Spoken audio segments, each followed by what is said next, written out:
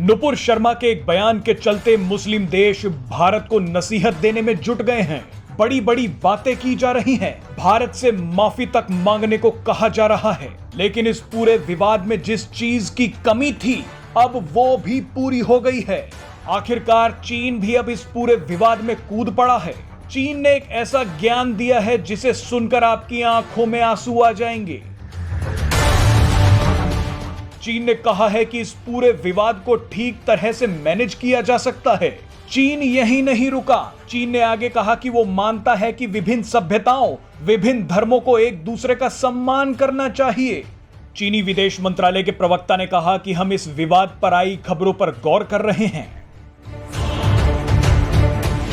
हैरानी तो देखिए कि चीन अपने शिनजियांग प्रांत में उइगर मुसलमानों के खिलाफ बड़े पैमाने पर अत्याचार कर रहा है, लेकिन बात एक दूसरे के सम्मान की कर रहा है। चीन में उइगर मुसलमानों का अत्याचार किसी से छिपा नहीं है।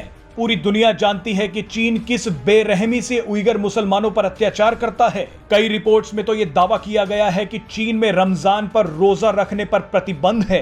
कुछ स्थानों पर मस्जिदों में नमाज नहीं पढ़ी जा सकती और तो और दाढ़ी रखने और बुर्का पहनने की भी इजाजत नहीं है। लेकिन यहां पर चीन को एक दूसरे का सम्मान नहीं दिख रहा।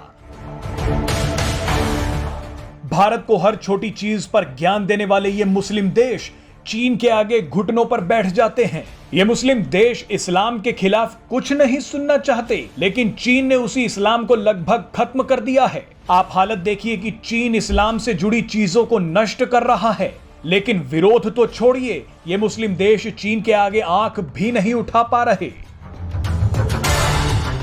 मजे की बात तो देखिए कि मुस्लिम देशों के सबसे बड़े संगठन OIC ने इस्लामोफोबिया के खिलाफ पाकिस्तान में एक बड़ा सम्मेलन किया।